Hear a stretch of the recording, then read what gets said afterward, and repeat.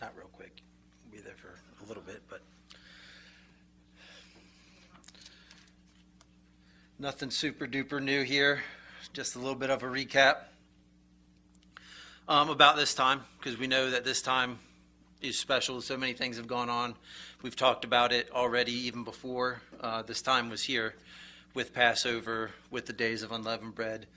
We've been talking about it, talking about going all in, transforming ourselves, and the salvation of God, which is what is in Exodus, the salvation of God for the Israelites, what he did for them. So we can turn to Exodus 3:7.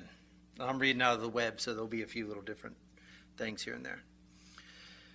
This is Moses sees the burning bush, and the burning bush starts talking to him.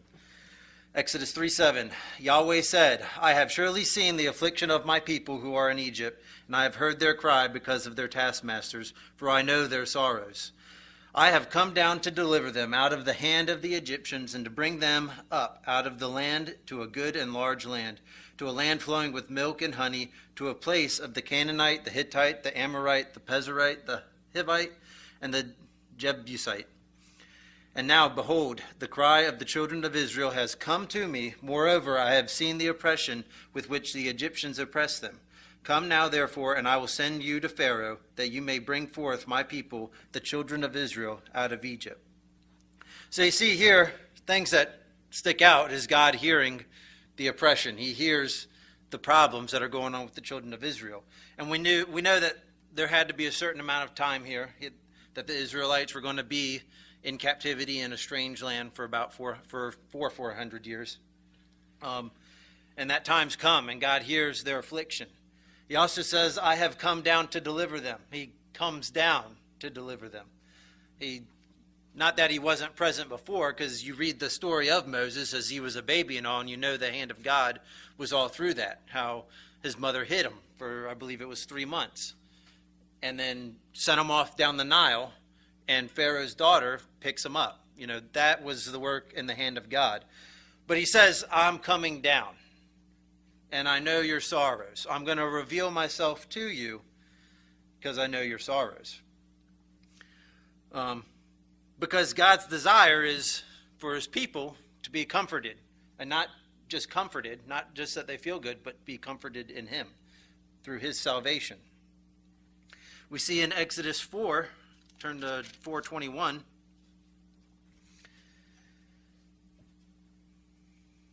To go with these people that are special to God. 4:21. Yahweh said to Moses, when you go back into Egypt, see that you do before Pharaoh all the wonders which I have put in your hand. But I will harden his heart, and he will not let the people go. You shall tell Pharaoh, thus says Yahweh, Israel is my son, my firstborn, and I have said to you, let my son go, that he may serve me. And you have refused to let him go. Behold, I will kill your son, your firstborn. And there's a little bit of that prophetic. We all know that last plague where he goes through. It was Passover. He goes through and kills all the firstborn of the Egyptian. But he describes Israel as my son. That's my family. That's my firstborn. That's something special to me. You're going to let him go, or you're going to pay the price. You see him, once again, drawing that family, wanting to be close, wanting to save his children, his people. And all throughout Exodus, all throughout this whole book, he's always referred to them as the children of Israel, his children. Exodus 6.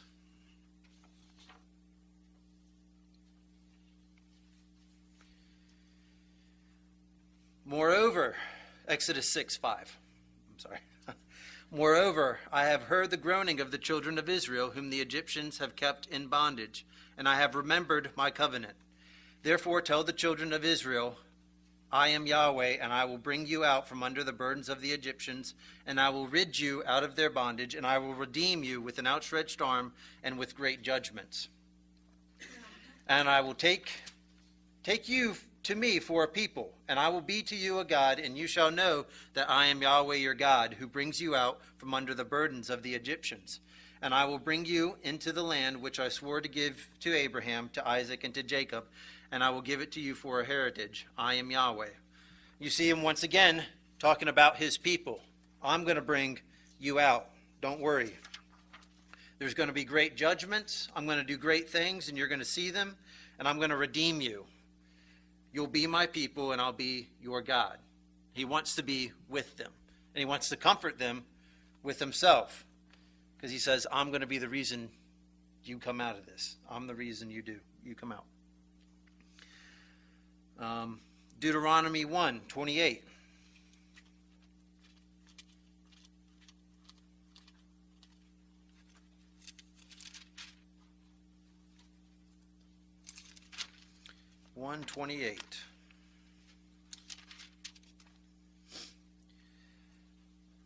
Where are we going up? Our brothers have made our heart to melt, saying, the people are greater and taller than we. This is Moses talking. And he's kind of referencing past times when they sent the spies out and all. Our brothers have made our heart to melt, saying, the people are greater and taller than we. The cities are great and fortified up to the sky. And moreover, we have seen the sons of Anakim there. Then I said to you, don't dread, neither be afraid of them. Yahweh your God, who goes before you, he will fight for you, according to all that he did for you in Egypt before your eyes. And in all the wilderness, where you have seen how that Yahweh your God bore you, as a man does bear his son, and all the way you went until you came to this place. You see this again, this family that God is protecting, how he bore Israel as a son, someone special to him, someone he wants to comfort through him. He wants to provide for them. And it's I think it's a point to make too, that he always says, I took you out of Egypt. I was the one that saved you. That's how the Ten Commandments start. It doesn't start with thou shalt not. It starts with I am the Lord thy God, who has taken you out of the land of Egypt, who took you out from your burdens. Look what I've done for you, and now here are my ways. Here's what we'll do. Here's what you'll do. Here's what I'm about. But you see God with this care. And we all know that we're partaker of the same kind of care, the same kind of love. We all know that. You know, we started in Exodus 3 where he says, I have come down and that I know their sorrows. I hear them. Hebrews 2:14. We can turn there real quick.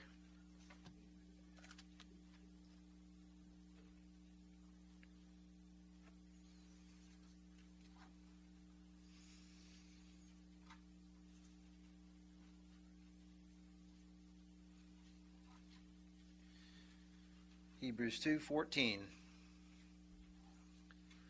Since then the children have shared in flesh and blood, he also himself in like manner partook of the same, that through death he might bring to nothing him who had power of death, that is, the devil, and might deliver all of them who through fear of death were all their lifetime subject to bondage. We were subject to bondage. And we all know who this is talking about, Jesus Christ. For most assuredly not angels does he give help, but he gives help to the seed of Abraham. Therefore he was obligated in all things to be made like his brothers, that he might become a merciful and faithful high priest in things pertaining to God, to make atonement for the sins of the people. For in that he himself had suffered being tempted, he is able to help those who are tempted. We all know Christ came down. He came down, he heard our sorrows, and he knows our sorrows. It says it right there, that he knows exactly what we're going through, that he knows exactly how we feel, that we cry out because we were in bondage. We were in bondage to sin. And that how he, through his sacrifice, through his truth, he set us free. Because I'm pretty sure we can do pretty much anything we want. As long as it's on that narrow path, as long as it's in accordance to God, we can do anything. We know that nothing can hold us back. We know that God is the only important thing, that nothing else is important but him. And I think that's a very freeing realization. Knowing that, I mean, you're unstoppable. Knowing that. Talking about sorrow again, I'll just read this one verse real quick. John 16:33. I have told you these things, that in me you may have peace. In the world you have oppression, but cheer up, I have overcome the world. That's Jesus Christ talking there. He's overcome. He knows the sorrow, he knows the struggle, he knows the oppression, and he's there to comfort it. He has comforted it because he's overcome it. He's overcome that oppression that we so often run up against. You also notice in that Hebrews that he was made like his brothers. He was made like family. He was made like us. That there's no distinction between the two. That he's just like us. He came down as a man, and we are considered to him as brothers. In Matthew 12:46, we can turn there real quick.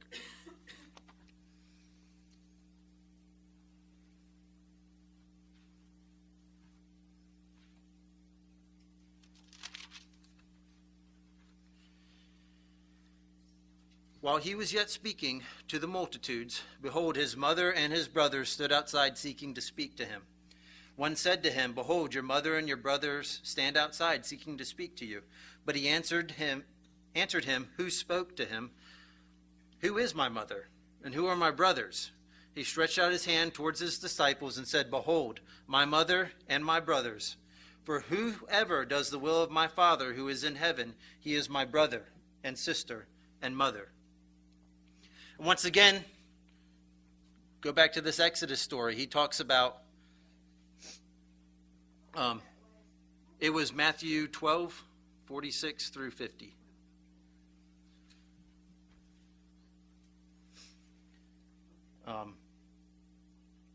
But going back to that Exodus story, God calls children of Israel his children.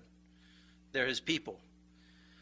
They're his sons, they're his daughters. And here's Jesus Christ once again bringing that family back into the loop, that family theme. Being brothers and sisters to Christ and mothers. John 20:16. You don't have to turn there. This is real quick. Jesus said to her, Mary, and she turned and said to him, Rabbi, which is to say teacher. This is when Mary comes to the tomb. She doesn't realize it's Jesus, and then all of a sudden she does. And Jesus said to her, don't touch me, for I haven't yet ascended to my Father, but go to my brothers and tell them. Talking about the disciples, go to my brothers and tell them. I am ascending to my Father and your Father, to my God and your God. And you see, once again, that family, that Jesus Christ is telling Mary, he's your Father. He's my Father. He's your God and he's my God. And you see that desire once again to be together, to be comforted. And we know that God the Father sent Christ down here to comfort us, to overcome the world and to have peace. John 17, we can turn there.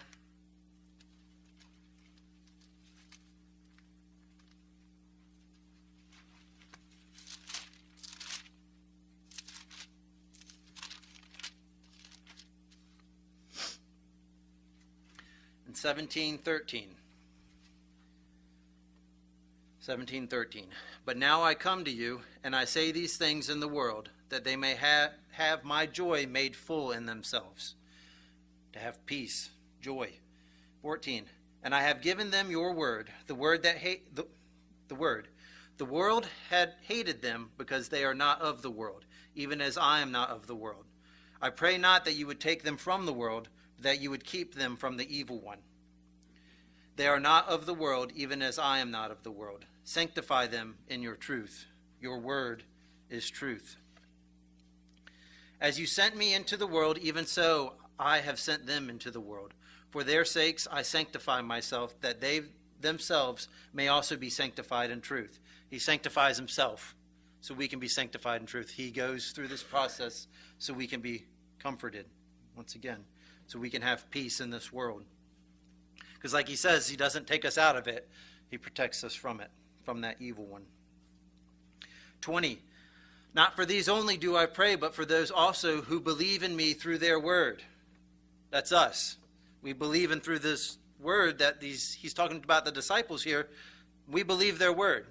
And we believe their word that Jesus is the Son of God.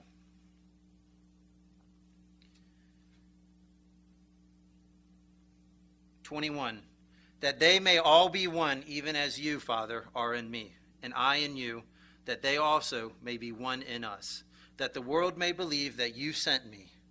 The glory which you have given me, I have given to them, that they may be one, even as we are one. I in them, you in me, that they may be perfected into one, that the world may know that you sent me and loved them, even as you loved me." And once again, you see that togetherness. You see that love that he has for us. That sacrifice of Christ, you see that comforting us, and then you see us becoming one with God the Father through that Holy Spirit and Christ. We see that. You know, Israel was supposed to be something special. We all know that they kind of floundered a little bit. They were told, I give you commandments, I give you laws so that you can be a light unto the world, so that you can be special, and people are going to marvel and awe and wonder, why is this nation so great? And it's because they have God as their center. They have God as their crux, as their comfort, as their way of life. And we need to have that also, because just like in this verse, he says that they may all be one. This is John 17:21. "Even as you, Father, are in me and I in you, that they also may be one in us, that the world may believe that you sent me." We're one with God, not just for ourselves, but for the world, so that the world can believe. He says it again in 22, "The glory which you have given me, I have given to them." And we can skip down because he's kind of making a list here. When you go down to verse 23, "That the world may know that you sent me and loved them even as you loved me." We're that light. We've been sent into the world so the world can see the glory of God, so that the world can see the love that God has for us and for everyone out there. Hebrews 3:1.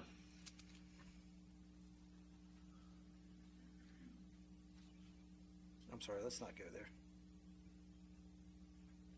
Oh yeah, we can. Hebrews 3:1. Probably should have told you to hold your place in Hebrews. But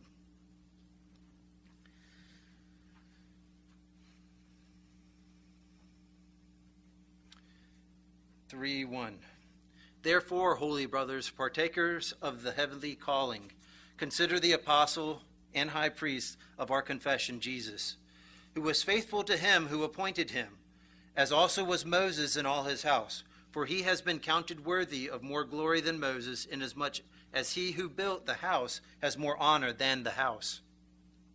For every house is built by someone, but he who built all things is God. Moses indeed was faithful in all his house as a servant for a testimony of these things, which were afterward to be spoken. But Christ is faithful as a son over his house, whose house we are, if we hold fast our confidence and the glorying of our hope firm to the end."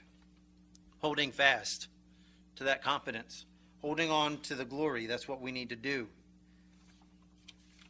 as we go through this world. To be that light as he asks us to be, as he gives us the chance, the grace, I'm trying to think of the word, I can't come off of it, but the opportunity, because it's not just an opportunity, it's just the miracle of having the Holy Spirit, of partaking of that promise. Matthew 5:12.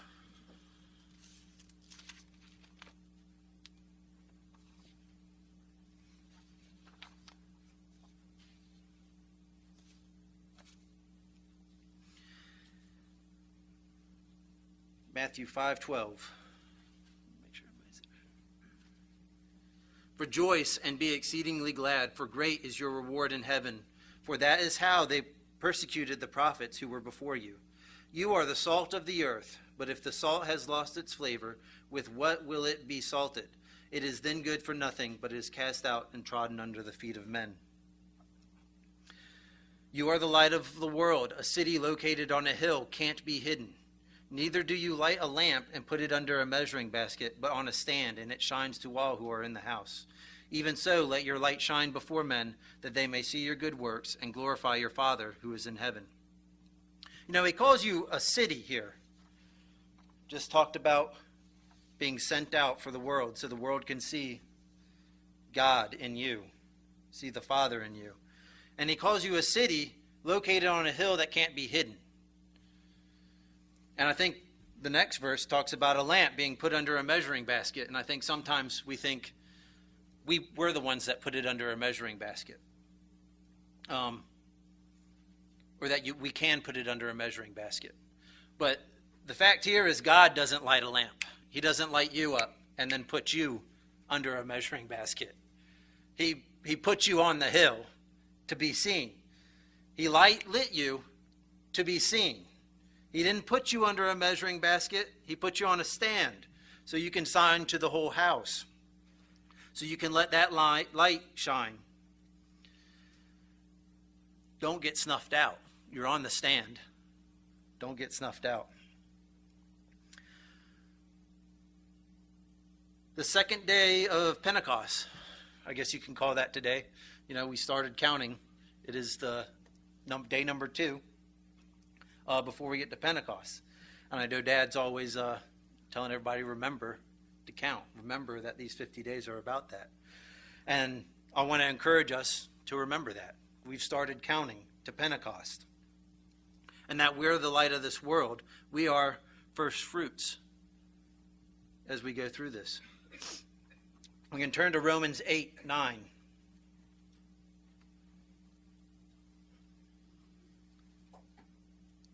Romans 8:19.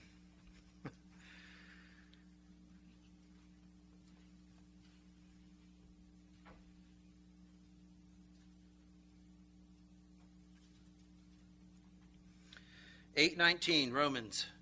For the creation waits with eager expectation for the children of God to be revealed. For the creation was subject to vanity, not of its own will, but because of him who subjected it, in hope that the creation itself also will be delivered from the bondage of decay into the liberty of the glory of the children of God. For we know that the whole creation groans and travails in pain together until now. Not only so, but ourselves also, who have the first fruits of the Spirit, even we ourselves groan within ourselves, waiting for adoption, the redemption of our body. We have that Holy Spirit, and it groans. You know, it talks about the Holy Spirit speaking for us. It groans for that day when Christ returns, because that's redemption, that's salvation, that's what we're going to see. Christ come back, and he's going to come back as King of Kings and Lord of Lords. That's who he's coming back as. And that time is not just a time that we see Christ. It's not just a time for us to partake, but that's the time the world gets to partake in him. They all get to see he was. Everybody's eyes will be opened, and I'm sure every knee will bow, like it says.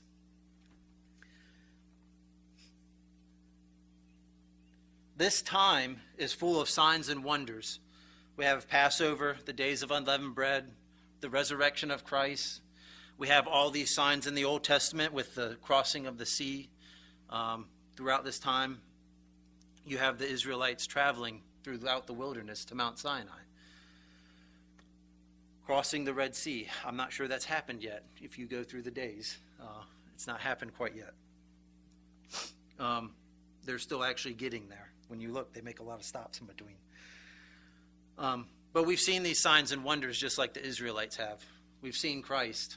We believe these words that are in this book. And we need to take this time to realize that we're part of a family, that God knows our sorrow, and he's come down here to help us and to save us through his Son.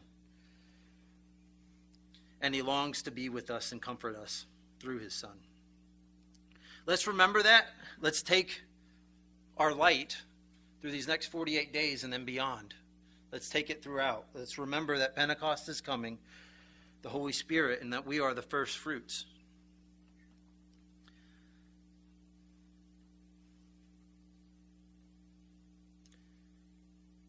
Not only so, but ourselves also. We have the first fruits of the Spirit, even we ourselves, grown within ourselves, waiting for adoption, the redemption of our body.